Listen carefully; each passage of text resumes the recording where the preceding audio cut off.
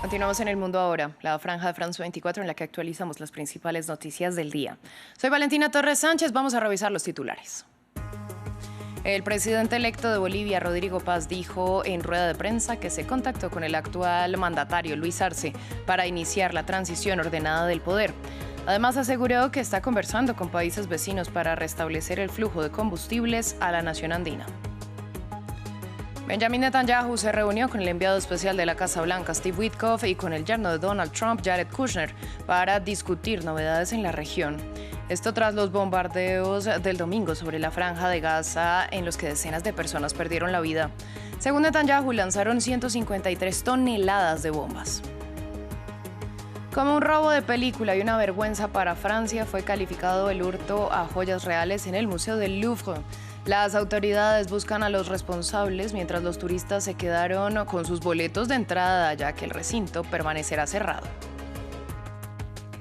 La tensión entre Colombia y Estados Unidos sigue escalando. Más temprano, el ministro del Interior, Armando Benedetti, dijo que hay una amenaza de invasión de Estados Unidos. Esto luego de que el gobierno de Bogotá llamara a consultas a su embajador en Washington. Todo este panorama luego del choque verbal del domingo entre Donald Trump, que llamó a Gustavo Petro líder del narcotráfico, y el mandatario colombiano, que respondió calificando a Trump de desinformado. Analizamos los hechos e implicaciones con nuestro invitado del día.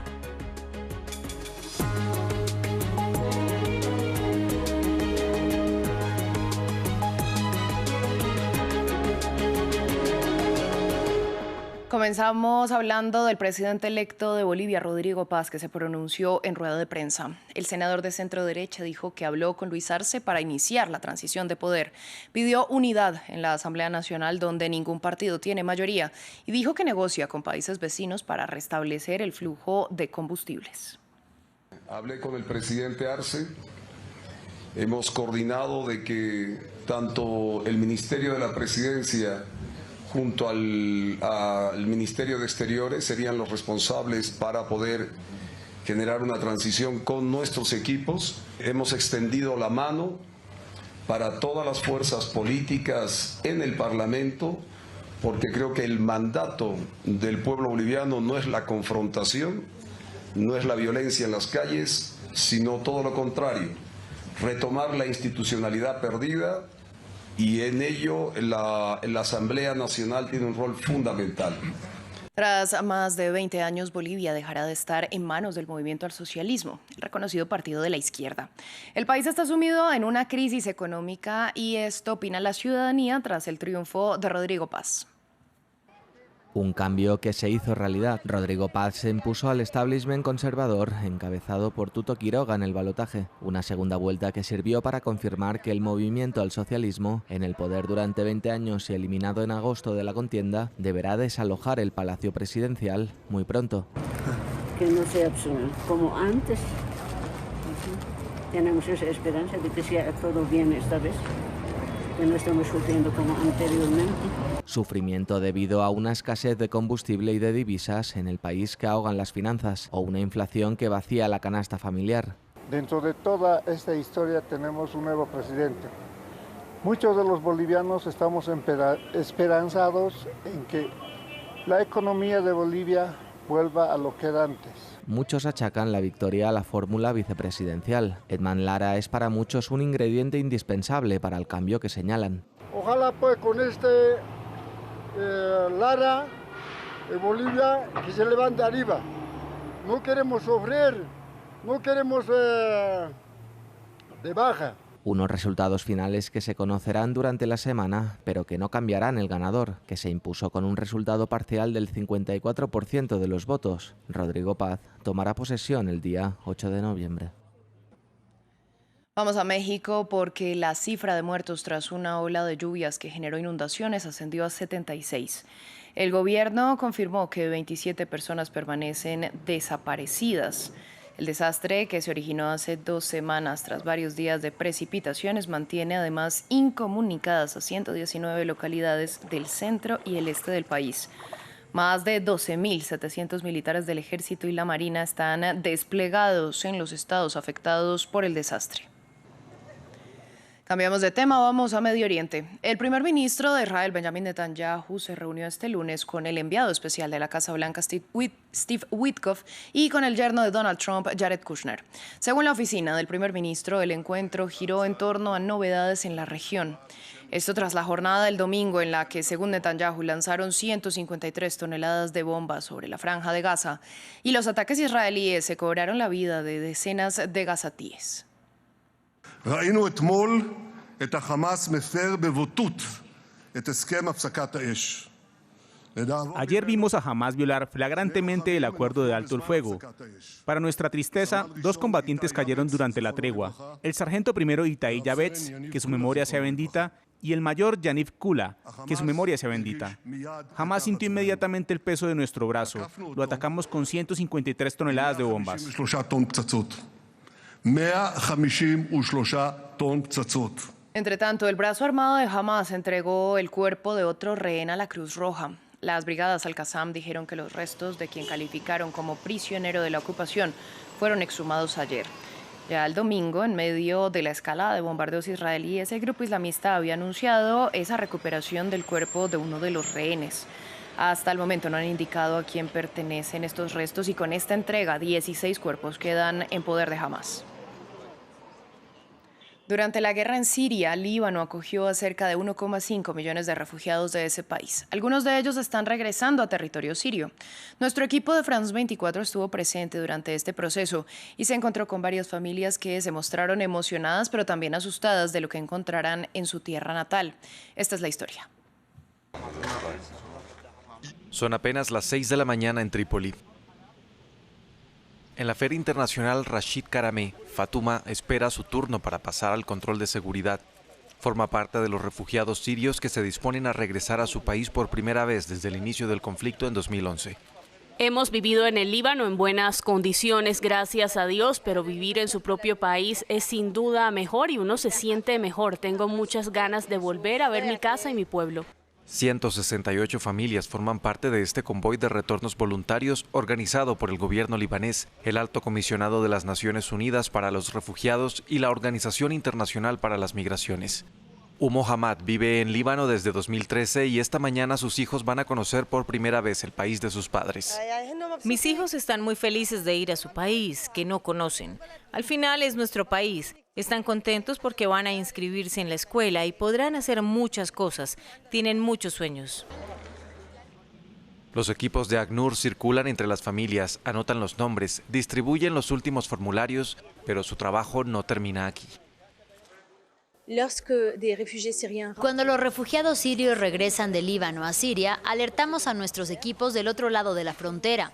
Ellos harán el seguimiento con estos refugiados para evaluar sus necesidades, asegurarse de que su reintegración sea fluida y para mantenerse en contacto con ellos.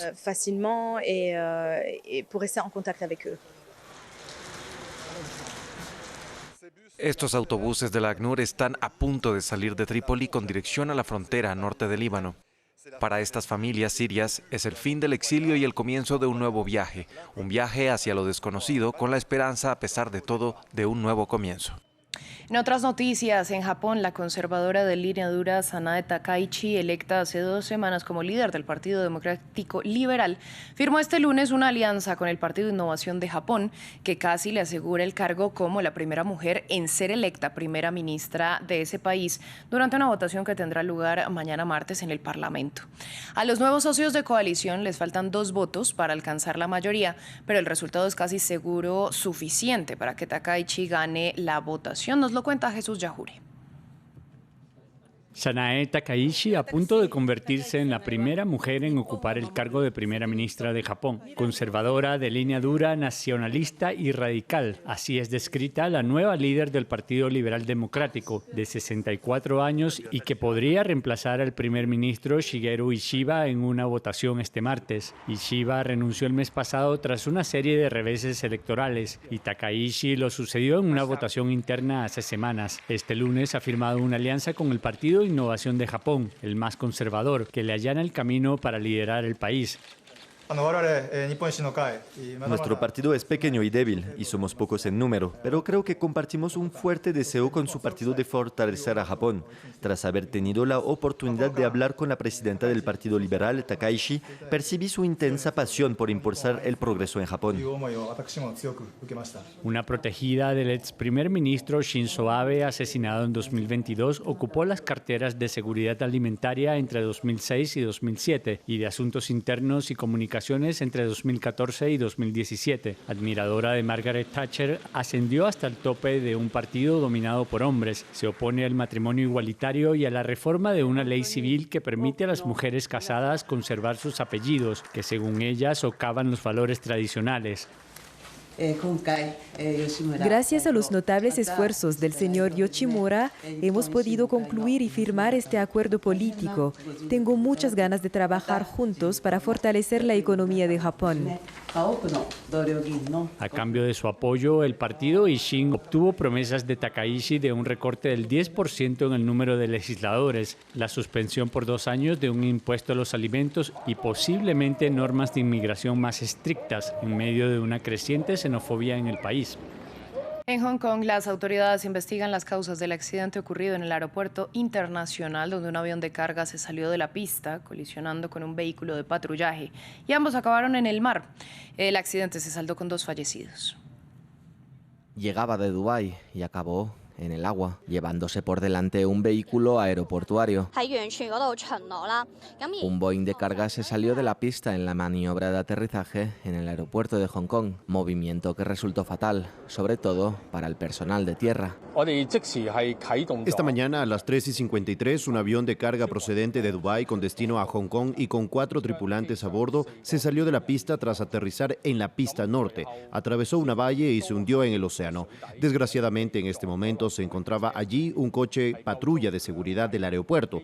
El avión chocó contra el coche patrulla y lo empujó al mar. Los bomberos que llegaron a la escena se encontraron con un artefacto destrozado y un pequeño milagro. Encontramos un avión partido en 2 partes en el lugar del accidente, flotando en el mar, y 4 de sus tripulantes abrieron la puerta del avión a la espera de ser rescatados. Los buzos encontraron el vehículo en el océano 40 minutos después de que comenzara la búsqueda y rescataron a 2 personas. Fallo técnico, error humano o condición operacional imprevista. Mientras se investigan las causas del suceso, las autoridades se limitaron a confesar que el vehículo se encontraba en una zona de patrullaje autorizada. Este martes, el expresidente francés Nicolas Sarkozy será trasladado a la prisión de la Santé, donde comenzará a cumplir su condena de 5 años, tras ser declarado culpable de intentar recaudar fondos para su campaña electoral en Libia en 2007. Una decisión que ha desatado un debate político y jurídico. Al mismo tiempo, el martes, a petición de sus hijos, se realizará una manifestación en París. El domingo, el ex jefe de Estado de 70 años declaró a un periódico francés que no teme ir a la cárcel. Tenemos los detalles. El martes se convertirá en el recluso más famoso de Francia, pero Nicolas Sarkozy sigue mostrándose tan desafiante como siempre.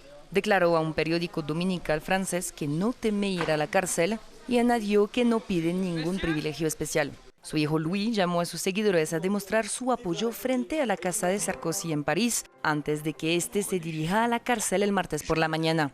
Mientras tanto, el ministro de Justicia, Gérald Darmanin, adelantó que visitará a Sarkozy en la cárcel. Estamos ultimando los preparativos para garantizar que el encarcelamiento de Nicolas Sarkozy y su estancia en la prisión de la Santé garanticen su total seguridad. La prisión de la Santé ha albergado anteriormente a personalidades destacadas como Bernard Tapie, el antiguo propietario del club de fútbol Olympique de Marsella, condenado por corrupción, y el sospechoso de genocidio en Ruanda, Félicien Kabuga. A Sarkozy le espera una celda de 10 metros cuadrados, alejada de los demás presos por razones de seguridad, con contacto limitado y 1 hora de paseo al día. Las puertas tienen una llave en el centro y un cerrojo en la parte superior e inferior que solo se cierran por la noche y hacen un ruido que nunca olvidarás. Y es muy difícil estar solo contigo mismo. No estamos acostumbrados a eso. Nadie está acostumbrado a no poder abrir su puerta. Es la tercera vez que Nicolas Sarkozy está condenado por delitos relacionados con fraude. El exmandatario francés afirmó que planea pasar su tiempo entre rejas escribiendo un libro.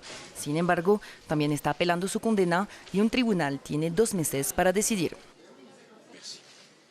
Continúa la persecución en Francia 24 horas después de que un grupo de ladrones irrumpiera en el Museo del Louvre de París a plena luz del día y robara 8 joyas de valor incalculable. El hurto ha reavivado el debate sobre la laxitud de la seguridad en los museos. El ministro de Justicia, Gérald Darmanin, dijo que el robo da una mala imagen de Francia al mundo. Aquí los detalles. Investigación en pleno apogeo tras el robo en el emblemático Louvre de París. El ministro de Justicia francés afirma que el enorme fallo de seguridad en el museo más visitado del mundo empaña la imagen de Francia. Lo que seguro es que hemos fallado, ya que alguien ha podido aparcar una grúa, subir a ella en pocos minutos para robar joyas de valor incalculable y dar una imagen terrible de Francia. Las autoridades afirman que un equipo de 60 investigadores trabaja en la teoría de que el robo fue planeado y ejecutado por un grupo del crimen organizado. Añaden que han destinado importantes recursos para localizar a los autores, mientras el presidente Macron expresó su confianza en que serán encontrados. Según los expertos en seguridad, el Louvre habría contado con sistemas para señalar que se estaba produciendo un robo. En un museo como el Louvre, romper una ventana normalmente debería activar una alarma. Eso significa que se habría activado una alarma para un supervisor del equipo de seguridad y se habría sabido exactamente dónde estaba ocurriendo para poder reaccionar. Un robo de 7 minutos para unos ladrones que, vestidos como obreros de la construcción, se llevaron 8 piezas de joyería napoleónica de valor incalculable. En enero, el presidente anunció un plan de renovación y modernización del Louvre que busca mejorar la seguridad, después de que el 15% de su equipo fuera despedido en la última década. El museo permanece hoy cerrado, mientras continúan las pesquisas. Continuamos con nuestro invitado del día. La tensión entre Colombia y Estados Unidos pasa por un nuevo capítulo que inició el domingo. Donald Trump llamó a Gustavo Petro, líder del narcotráfico, y lo acusó de no hacer nada para frenar la producción de drogas en Colombia, por lo que dijo que si no cierra lo que llamó campos de exterminio, Estados Unidos lo hará. Petro lo calificó de desinformado. Este lunes, el ministro del Interior de Bogotá denunció una amenaza de invasión estadounidense y Petro propuso a Trump que se legalice la exportación de cannabis luego de que el republicano amenazara con imponer más aranceles a Colombia. Para analizar todo este panorama vamos a conectar con Rafael Piñeros. Él es analista internacional, profesor de Relaciones Internacionales en la Universidad Externado de Colombia. Yo le doy la bienvenida. Empiezo preguntándole, en el pronunciamiento de ayer, el republicano dijo que cortaba subsidios y apoyos a Colombia. ¿A qué fondo se refiere y quiénes serían los afectados? Bueno, buenas tardes Valentina, gracias por la invitación. En efecto, la situación es compleja y difícil desde el punto de vista retórico. Cuando nos referimos a la ayuda, se referiría tal vez a la ayuda militar y de seguridad que presta los Estados Unidos, principalmente al Ministerio de Defensa de las Fuerzas Militares de Colombia, para hacer interdicción, para hacer operaciones y, por supuesto, para hacer recorridos de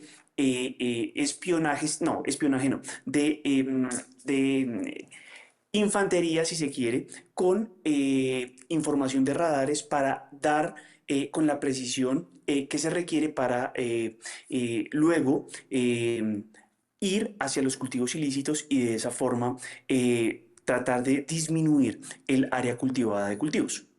Bueno, Trump dice que todo esto es parte de su lucha contra el narcotráfico, pero expertos lo que indican es que esos fondos reducirían justamente operaciones contra el tráfico de drogas.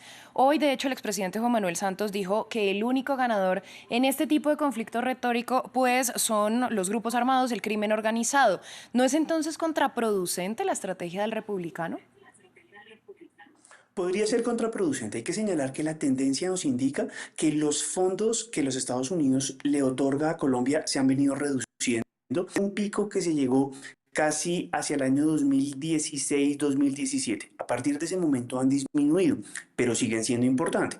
Y yo creo que el efecto más destacado es que alivianan en parte el presupuesto de las fuerzas militares. Recordemos que a pesar de que Colombia firmó un acuerdo de paz en el año 2010, Colombia sigue siendo uno de los países de la región que invierte más recursos como porcentaje del Producto Interno Bruto en el sector de seguridad y defensa, por la cual, si no tiene los recursos que aporta los Estados Unidos, que aproximadamente son de $300 millones al año, esa ayuda tendría que ser colocada, si se quiere, por parte del presupuesto nacional. Hemos visto en las semanas anteriores unos profundos enfrentamientos alrededor de un presupuesto que ya fue aprobado y que en este momento no se contaba con esos fondos para nuestro año fiscal, es decir, el de Colombia, que iniciaría el 1 de enero del 2020. Es cierto que el presupuesto fiscal de los Estados Unidos tiene una vigencia un poco distinta. Es todavía incierto y difícil de determinar si esos fondos se van a cortar inmediatamente, si se va a esperar a que se acabe el año fiscal, si se convierten en un elemento retórico o si realmente van a hacerse efectivos y a partir de cuándo. Pero, por supuesto, genera una gran tensión el hecho de no poder contar con la ayuda técnica, con la ayuda financiera que presta los Estados Unidos a las fuerzas militares y particularmente a la Policía Nacional.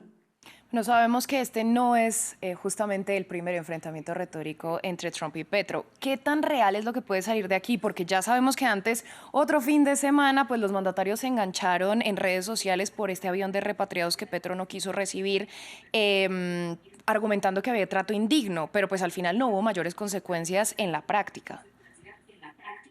Yo creo que lo que nos deja esa primera lección y eventualmente lo que nos puede dejar esta es la necesidad de generar desde Colombia una diplomacia más asertiva. ¿Qué quiero decir con esto? Se tienen que recuperar los canales con líderes de ambos partidos, tanto el republicano como el demócrata. Se tiene que tratar de influir más en el Comité de Asuntos Exteriores, en el Comité de Seguridad Nacional del Congreso de la República, con la intención de que la postura de Colombia, de que las acciones que lleva a cabo Colombia, no solo en materia de seguridad y defensa, sino en otras, sean vistas por otros actores distintos al Ejecutivo. Por supuesto, los canales directos con el presidente Donald Trump están siendo particularmente difíciles de lograr. No hay confianza entre ambos mandatarios y por lo tanto tenemos que diversificar en otros departamentos, especialmente el Departamento de Estado, el Departamento de Guerra y por supuesto en el Departamento de Seguridad Interior, que es los que tienen que ver con una agenda más robusta y más sólida respecto a Colombia. Ahí es donde creo que el gobierno nacional ha fallado, en tanto que llamar a consultas a su embajador, si bien se interpreta como una respuesta a las declaraciones desobligantes e irrespetuosas que hizo el presidente Trump, este elemento no soluciona el problema. Y es que nosotros tenemos una relación económica y comercial significativamente sólida y aparte tenemos una cooperación muy importante y profunda en materia de seguridad y defensa. Hay visiones distintas acerca de cómo enfrentar los problemas actuales de la región y especialmente los problemas derivados con la interdicción de narcóticos, con el trato que se le debe dar a las personas y por supuesto a la situación de drogas ilícitas. Pero lo que debe mantener es buscar que estas relaciones estructurales se sigan manteniendo a pesar de las diferencias evidentes que las hay entre Bogotá y Washington. Bueno, ¿qué tan favorable o desfavorable, siguiendo con lo que usted nos estaba diciendo, es para las relaciones de ambos países que personas como Gustavo Petro y Donald Trump, que es el hombre más poderoso del mundo, pues solo usen las redes sociales para comunicarse? La diplomacia reducida, anuncios de este tipo de los mandatarios y también que tiene que ver con los egos de estas dos personas. Excesivamente perjudicial, porque vemos que la sintonía personal no ha sido la lógica que prime entre las relaciones de Estados Unidos y de Colombia a partir de la inauguración de Donald Trump en su segundo mandato. Ese elemento nos debería llevar a un fortalecimiento de las relaciones a nivel del Departamento de Estado y del Ministerio de Relaciones Exteriores. Distintos enfoques ha habido en estos 8 meses en la Cancillería colombiana. Hemos tenido 2 cancilleres distintas, Laura Sarabia y ahora la señora Villavicencio, y con ello se observa también una forma particularmente distinta de enfrentar esa relación con los Estados Unidos. En enero, cuando sucedió el hecho que usted estaba narrando, que era el producido por la repatriación de colombianos en unas condiciones indignas, la canciller de ese momento, Laura Sarabia, buscó canales de intermediación con empresarios, con personas cercanas al Departamento de Estado y con personas cercanas a los asesores más importantes del presidente Donald Trump en ese momento. En este momento creo que la señora Villavicencio tiene un margen más reducido de intermediación. tiene menos relación con personas cercanas y no ha buscado, acercarse de manera asertiva a ese conjunto de personas que pueden disuadir, dialogar, hacer entrar en razón tanto de los argumentos de una parte como de la otra. Las críticas de la semana pasada en radio, en televisión, discusiones directas por parte del presidente Gustavo Petro, tal vez no contribuyeron. Sin embargo, no hay ninguna excusa, declaración o prueba fehaciente de que el presidente Petro sea narcotraficante o cercano a narcotraficantes. Razón por la cual la ofensa, por supuesto, a través de redes sociales, bloquea, disminuye la importancia de lo que es lo más importante, y son los canales diplomáticos. ¿Cómo se comunican los estados? Los estados se comunican a través de notas verbales, notas escritas, declaraciones oficiales, y este elemento de utilizar X u otras redes sociales para referirse a un mandatario y a un primer mandatario, pues no resultan las más afortunadas, y por supuesto, crean un malestar generalizado que se puede traducir a una relación económica que es particularmente dependiente hacia Colombia, es decir, nuestras exportaciones de flores, petroquímicos, aguacatejas, otros productos agrícolas y algunas manufacturas, pues se podrían ver seriamente afectadas si hay alguna modificación a los aranceles generales aplicados a los países de la región, alrededor del 10%. Entonces, la situación es tensa, es compleja, y creo que cada crisis evidencia una menor capacidad de instrumentos o de mecanismos prácticos que se puedan implementar para destrabarla fácilmente.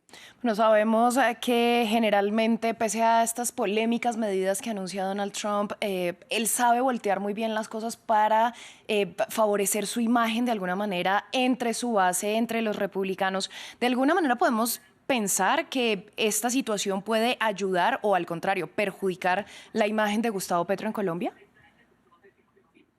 Bueno, esa pregunta es muy efectiva. A ver, yo creo que el presidente Petro, si miramos los recorridos previos a la situación del fin de semana, creo que el presidente Petro está molesto desde hace aproximadamente un mes, cuando los Estados Unidos desertifica a Colombia o le da una certificación condicional. Ahí el presidente Petro empieza a arremeter. Un segundo elemento estructural que ha bloqueado esa relación ha sido la situación en Gaza y la situación entre Israel y particularmente el grupo terrorista Hamas. Esos dos elementos, sumado a diferencias ideológicas y políticas, hacen que no haya una buena relación. Ahora, ¿cómo se le puede voltear? Yo creo que tanto el presidente Petro como Trump buscan hablarle a sus bases. ¿Qué quiere decir eso?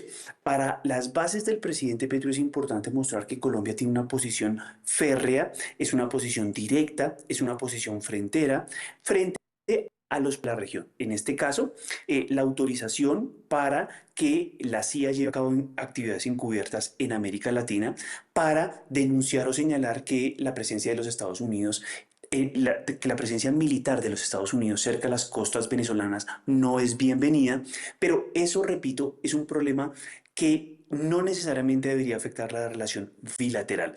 Sin embargo, para los empresarios, para las personas que tienen negocios con los Estados Unidos y eventualmente para los millones de colombianos que viven en los Estados Unidos y que son colombianos, yo creo que la percepción que hay del presidente Petro es que el presidente Petro está buscando el conflicto y la diferencia con el presidente Trump. Trump también ha actuado y ha autorizado a actuar a las fuerzas militares de los Estados Unidos, y eso no se puede quitar del punto de análisis. Pero ¿cómo afecta de manera interna? Insisto, creo que para una parte de la población el presidente Petro hace bien, y para otra, que tiene negocios, que tiene relaciones con los Estados Unidos o con personas que viven en los Estados Unidos, la situación puede ser muy distinta. Pues Rafael, a usted muchas gracias por su análisis y por compartirlo con nosotros en France 24. A ustedes por la invitación, Valentina, muchas gracias. A ustedes muchas gracias por su sintonía. Pausa, corte y volvemos.